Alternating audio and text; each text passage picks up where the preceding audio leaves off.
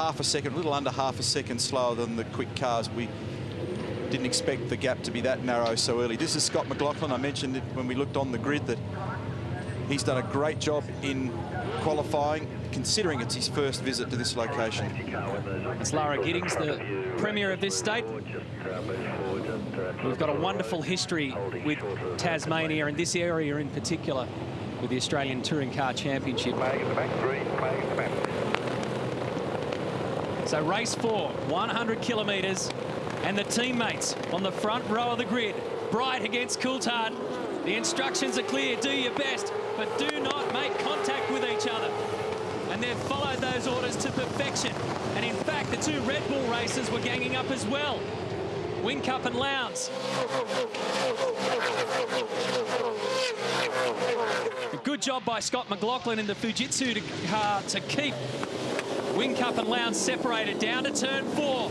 Bright hangs Coulthard high and wide, and that's going to benefit Garth Tander, who'll get a good run up the back straight here.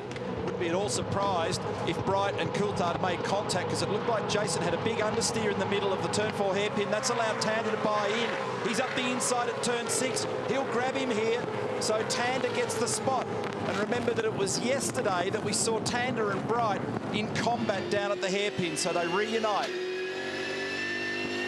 Very good job, Scott McLaughlin. Tander runs wide out of turn 6 and out of 7. A little bit of a moment, cost him a little bit of time, but he and Bright, with drama from yesterday, this will be on at the front of the field with these two guys. Will Davison has made up a couple of spots in 6th. Craig Lowndes started 5th, he's back in 7th.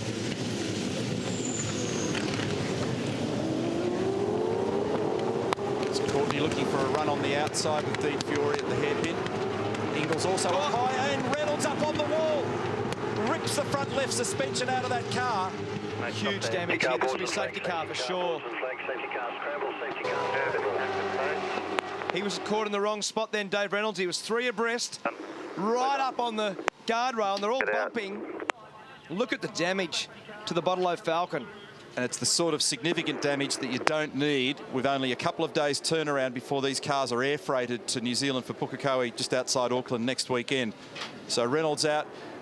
It's the old 2 or 3 into 1, doesn't go on the exit of turn 4, so it's done massive damage. Did the wall of death, got right up on the guardrail and ripped the front left suspension out of that car.